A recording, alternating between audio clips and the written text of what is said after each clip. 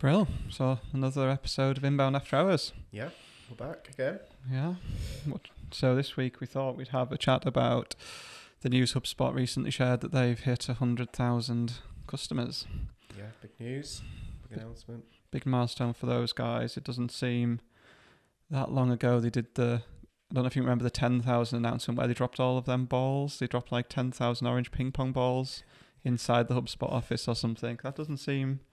I feel like that was a couple of years ago. Yeah, it feels max. a few years ago, doesn't it? Probably was, but we need to find that video. Yeah, well, we need to find that, but it's odd how these multiples happen, isn't it? That it takes so long to get to 1,000 and so long to get to 10,000, and then overnight you're at 100,000. Yeah, definitely on a bit of a curve upwards, aren't they, at the moment? It's definitely growing hugely.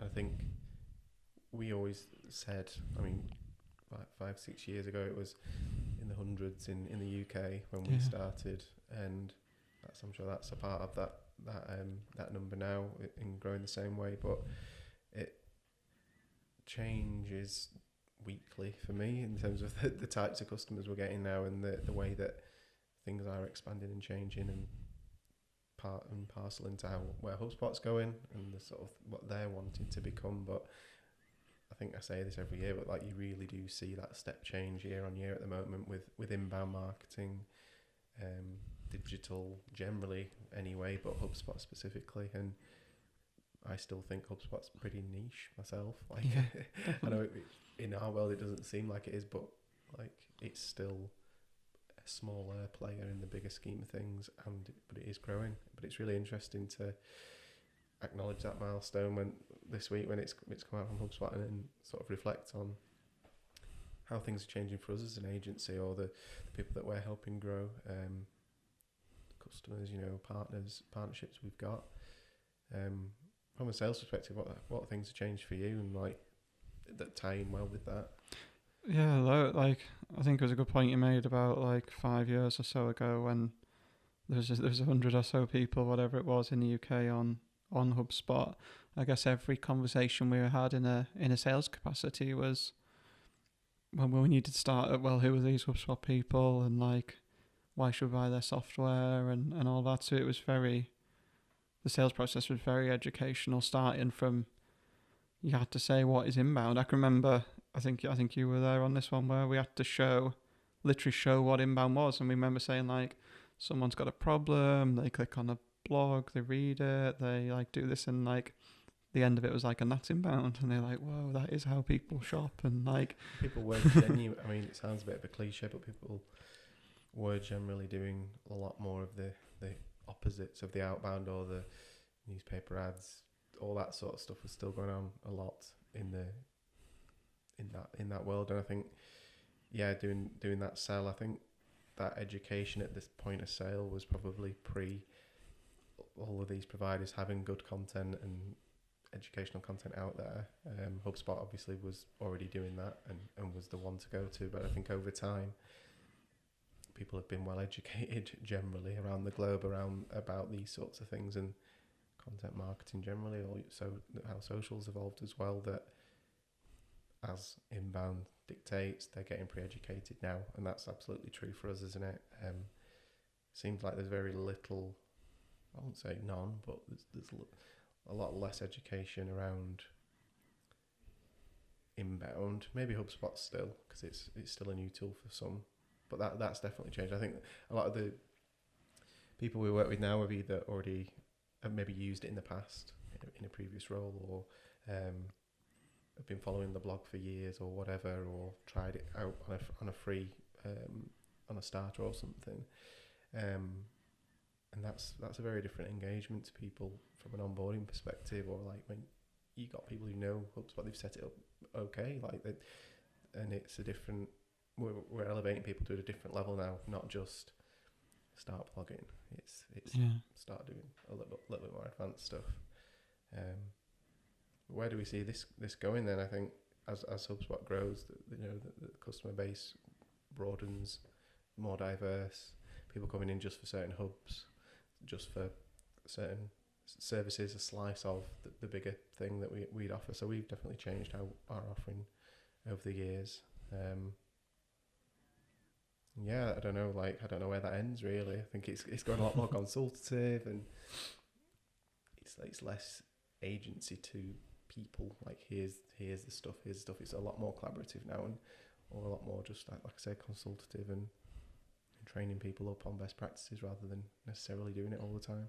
There's so many individual threads to this, isn't there? That we'll definitely be sat here in another couple of years doing the HubSpots at the 1 million level, like, and that'll come overnight, like the 100,000 has. Like, I've got no doubt about that they're on that trajectory, and they're going to be sat in the same category and space as Salesforce at some point down the road. So they're on that curve, but it's really interesting how they've got there and how they've enabled themselves to do that. So if you take like the inbound side of it, like HubSpot's strategy of not trademarking or coining the word inbound so that everyone can talk about inbound and be educated on it, and you'll go on Marketo's blog or Acton's blog or anyone's and they'll use the term inbound, but obviously it's synonymous with HubSpot as well, so everyone's kind of doing them a bit of a favour in terms of educating on inbound. And that means that when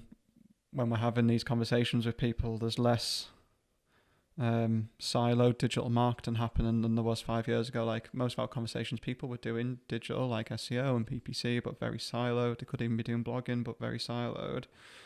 Now, at least, the majority of people, even in a traditional digital marketing space, are thinking about it holistically. And whether they call it inbound or not, they're trying to get the blogs to lead to a sign up, to do some sort of automation. Like, so that market's completely moved on now, and that's a little bit table stakes, which I think helps grow HubSpot, and obviously it helps it grow the competitors as well. I think the other thing they've done quite well is when, for quite a lot of years, HubSpot was applicable to like certain industries and sizes of companies and things like that. So if someone said I was a HubSpot customer 5 years ago, you could have pretty much, you'd make a good bet if you'd say that is a top end SME business to business customer using Marketing Pro, and you'd be right 9 times out of 10. Now someone says I'm a HubSpot customer, they could be on free CRM, they could be on Enterprise Growth Suite. Obviously HubSpot's opened up over the years tools like e-commerce, so they could easily be an e-commerce customer now, which wasn't a thing that many years ago. And however many integrations on the ecosystem, I think it's something where, as HubSpot moves to become this platform, well, it is a platform, not moving towards it, but it becomes a bigger and bigger platform, building out the ecosystem. I know at Inbound a couple of years ago, it was a sort of launch of that ecosystem with all the partners on the stage, the sort of big integrations they've moved and done. Yeah, did they have all of the people who integrate with HubSpot on the stage? I think they had, and it was like the top one, yeah, like 20 or something. It's like 20 people there with the t-shirts on of the companies, didn't they? There's like over 500 now. They've done some real native deep integrations with things like WordPress and Facebook, which they've made a big song and dance about, rightfully so. And that move again was an interesting play a couple of years ago, where again, as they grow into this hub of hubs, and coming away from a messaging standpoint, from them just being a marketing tool, that enabled that. They bought PySync, which again has enabled it to integrate with hundreds of other things, and that ecosystem sort of expanding infinitely.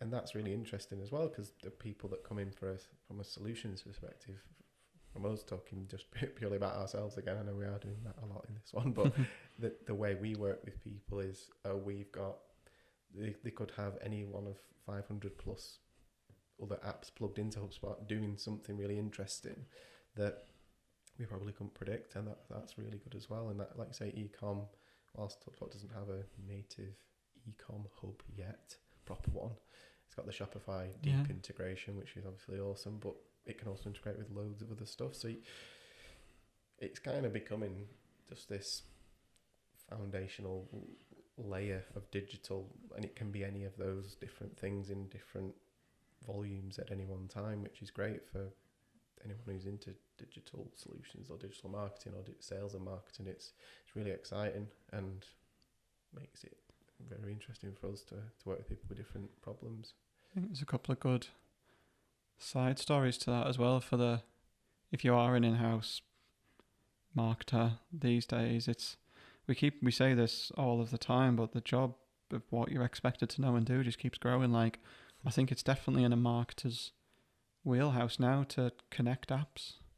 Like, this wasn't a thing 5 years ago. You'd have had to go and get a dev company, get the APIs, blah blah blah. Now it's with things like HubSpot and PySync and Zapier and Automate.io, and there's a ton of them now.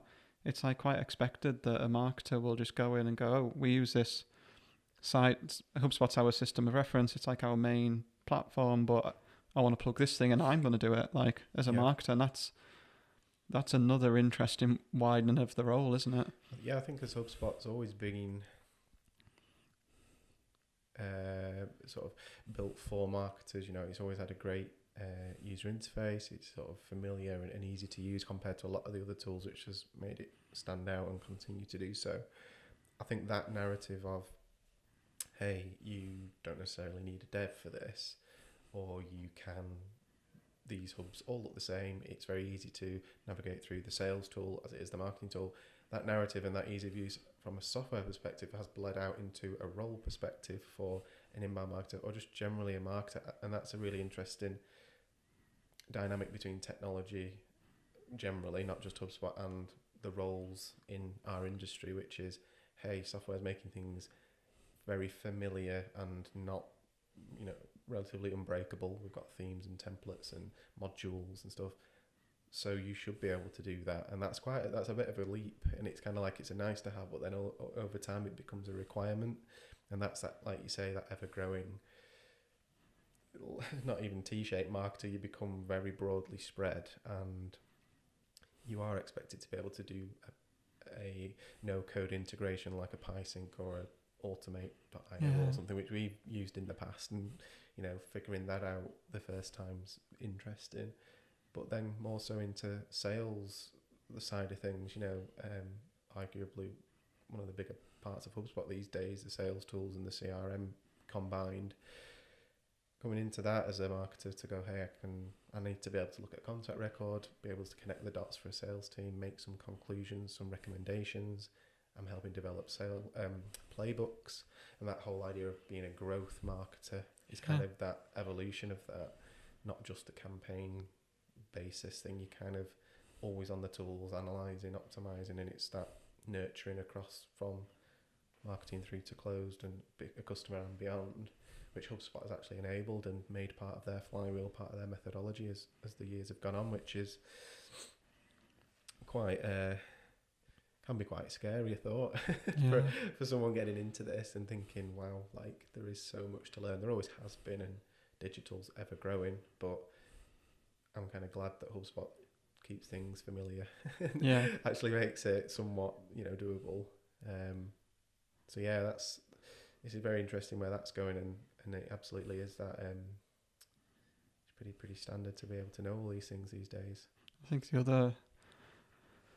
other side note as well from a marketer's job perspective is that role in terms of bringing in a platform like HubSpot, or like say it doesn't have to be, we're using HubSpot as our example, but replace that with Marketo or Acton or whoever we want to talk about. The role of 3 years ago, it's very likely that you'd be that hero marketer buying HubSpot, bringing it into the business for the first time, getting the automation set up and all of that. Fair enough, there's still a lot of market left to do that in, but there's a better chance than ever that you come into a job where one of those things are there already. Yeah. And that's a big change in a role, because you've got to suddenly understand and even unpick or even reset up or redo a system in place like that. Like you could easily come in and there's 10 automation sequences running for every lead, and the person whose job you replace, you don't get a handover, or like it could be likely you're walking into a system now instead of being the person who brings in a system. Yeah. And that's a big change of role as well. Yeah, it's not always a blank slate, is it? It's not just, hey, I can hop to another job and bring HubSpot in and make it where you're coming into probably getting hired because of the experience with HubSpot. It's a good point, actually. It's something I've been thinking about around, like when I think about our structure here and roles and all the sort of opportunities for people at the moment, where I genuinely see those hub specialists being the future deep technical roles from a HubSpot perspective. As these hubs grow, you know, if you, my advice to a marketer or someone who's either got a bit of HubSpot knowledge or is at a company with HubSpot or an agency or whatever, is pick a hub and become that person, become the service hub queen or whatever. And if you can nail that and get deep into that as well, you're going to make yourself stand out. And I think there's going to be a lot of roles for that. And in a company that is very, very well invested in a tool like HubSpot, there's going to be multiple roles, not just the one guy that knows how to use it or the one girl that knows how to do, you know, it generally. It is splitting out. And that's not just a channel basis, which historically is how we've broken things down. Now there's sort of a bit broader again, but yeah, I can definitely see that. You sort of seeing those roles already coming out into the market, but I think that's the way things are going to go too. It's good advice, because there's going to be for a decent amount of time, there's going to be a good premium on that, because there's going to be, as we've heard with the 100k thing, there's going to be enough people on and using HubSpot, which outweighs the amount of people that are true experts in each of the areas of HubSpot. So if you can go out there and say, I am the Sales Hub expert, and someone's hiring and is using HubSpot Sales Hub, like that's a premium skill that maybe the employers, it might not yet be a pre-requirement of the job, but it could be one of those desirable bullet points. And if they find someone with it, like, they're willing to give a bit of a premium for that skill. Yeah. And then obviously as the market progresses, it'll be one of the requirement bullet points. So if you've got a passion for it, HubSpot's growing at this multiple it's growing at, you seem to carve out a very good career for yourself going down one of those routes. Absolutely, definitely that talent lag isn't there at the moment, which is worth leveraging for sure. Getting your certs up in that hub, or taking on projects specifically in that and getting deep into it. I think I'm very aware of that. The more you work in a certain hub, the better you get at it, obviously. And they are different enough now, and they've all got their own tiers and their own sort of paths, and it's not just we update a bit of that one this year and then a bit of that one next year. They've kind of all got their own roadmaps now and their own teams from a HubSpot perspective. So yeah, I think that's a good bit of advice, which might help tune out of the sort of scary thing of I need to know everything at all times to the fullest extent, which can be hard to pull off as well. Brill. Well, good episode. Enjoy that. Obviously, congratulations to HubSpot on the 100k, but it's a good sign of the market growing. So hopefully, exciting time for everyone in inbound. Cool. Brill. Cheers, Andrew. In a bit. Bye. Bye.